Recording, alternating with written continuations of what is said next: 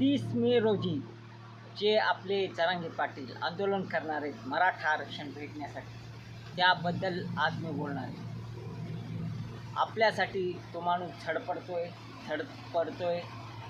आपल्या घरबार सोडून, सगळं सोडून जर का ते आपल्यासाठी 30 मे रोजी जर का आंदोलन करीत असेल तर त्याला आपल्याला सपोर्ट करणं गरजेचं आहे. इथं काही लोक, दुसऱ्या जातीतील लोक, काही लोक म्हणतील की त्याचं कुठं आंदोलन सक्सेस होणार आहे, केव्हापासून करायले, 2 वर्ष झालं करायले, त्याचं कुठं काय व्हायले का, त्याच्यावर कुठं सरकार लक्ष द्यायले का.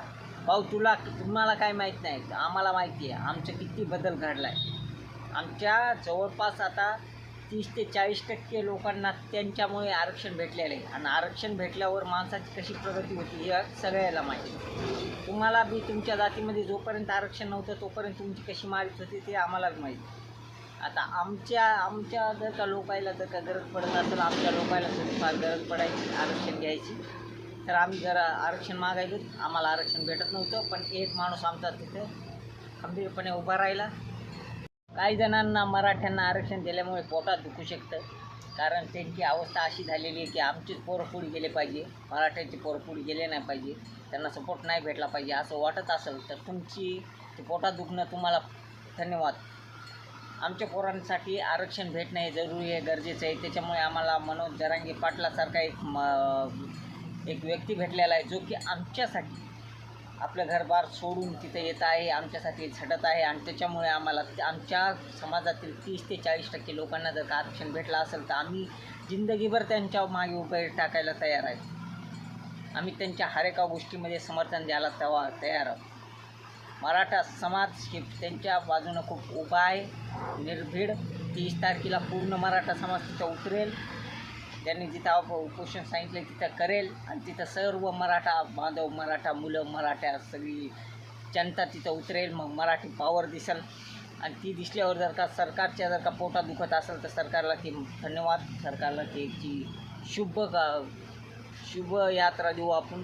सरकारला त्याचं काय वाटायचं ते वाटू द्या. इथं माय वाचली, इथं शेतकऱ्याला काय भाव नाही. सोयाबीन झाली तर तुम्हाला माहिती आहे सोयाबीनला भाव आहे 5,000, तेलाचे भाव घातले 200 रुपये.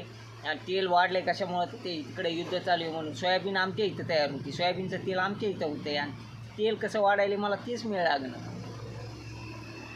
घरचं तेल वाढलेलं आहे, सोयाबीनचं तेल वाढलं, सूर्यफुलाचं तेल वाढलं, शेंगदाणे वाढलेत, हर एक गोष्ट वाढायली. आणि काहून तर तिकडं युद्ध चालू आहे, तिथं पेट्रोल भेटणार. पेट्रोलचा आणि ह्याचा संबंध काय? आणि जर का तुम्हाला ती परिस्थिती हँडल करता येत नाही तर तुम्ही अमेरिकेच्या मागे गेले कशाला उडत? अमेरिकाचं तुम्ही हर एक गोष्टी ऐकल्या, त्या ट्रम्पला निवडून आणलं, आता ते ट्रम्प मारायला आहे तुमची, ते आम्हाला समजायले. पण तुम्हाला ट्रम्पला आणायचंच कशाला होतं निवडून? आणलं तर मग झेला. ते येड्याला आणलं, आता येड्यावानी झेला तुम्ही. तुमचं झेलणं आमच्यासारख्या गोरगरिबाला जर का अवघड जात असेल तर तुम्हाला निवडून देण्यात आम्हालाच अक्कल नव्हती. आमच्याच माणसांनी तुम्हाला निवडून दिलेले, मूर्खपणा झालेला आहे. काय सांगावं आता. शेतकऱ्याची खूप बिकट अवस्था आहे. कांद्याला भाव नाही, 2 रुपये कांदा चालला आहे. ते कोणची काल मिरच्या फेकून दिल्यात. इथं शेतकऱ्याच्या सोयाबीनीला भाव नाही, कशाला भाव नाही. तुम्ही भाव वाढीत राहिले, तेलाचा भाव 200 रुपये घातला आहे, गॅसची टाकी वाढीत राहिली. कायचं बी तुम्हाला फायदाच पाहिजे, फक्त तिकडे युद्ध चालू आहे, इकडं भाव वाढवा. पेट्रोलचे भाव वाढवा, डिझेलचे भाव वाढवा, कशाचे बी भाव वाढवा. तुमच्याजवळ सगळा साठा असते, पण तुम्ही सगळा साठा दाबून ठेवता आणि भाव वाढीता आणि आपली मजा करता. आणि मस्त 1,500 रुपये द्यायलो तर आम्ही त्या पोरींना 1,500 रुपये त्यांच्या घरी टाकायलो लाडकी बहीण म्हणून. आणि इकडं भाव वाढवायलो, इकडं भाव वाढवायचे, त्याच्यातून वसुली करायची. आणि इकडंच आम्हाला ते 1,500 टेकवायची. म्हणजे 5,000ची वसुली करायची, 1,500 रुपये टेकवायची. आमची मारायची, कुठून मारायची तशी, इकडून मारा तिकडून मारा, कशी मारायची तशी मारायची. तेच पैसे आम्हाला टेकवायचे. पुन्हा सांगायचे लाडकी बहीण द्यायलो, हे द्यायलो, योजना द्यायलो. तुम्ही काही देत नाही, तुम्ही काही देत नाहीत. सगळेच एकाच माळीची म्हणी आहेत. कोणताच सरकार बरोबर नसते हे आम्हाला माहिती आहे. पण थोडंफार लुटताना बी थोडं इज्जतीनं लुटाव. माणसाजवळ काहीच राहिलं नाही. लॉकडाऊन लागण्यासारखी परिस्थिती आलेली. थोडंसं समजून लुटा, थोडंसं चांगली काहीतरी कार्य करा. आणि आम्हाला मराठा आरक्षणासाठी आता किती उन्हामध्ये तुम्ही तळपिताय ते बी बघू. तुम्ही आता पहिलेपासून तर तळपिलेलंच आहे, आता बी तळपिणारच आहे. त्याच्यामुळे आम्ही मनोज जरांगे पाटलाच्या मागे तर उभेच आहे. मराठा समाज मनोज जरांगे पाटलाच्या मागे खंबीरपणे उभा आहे. आणि ते म्हणतील तसंच आम्ही करू.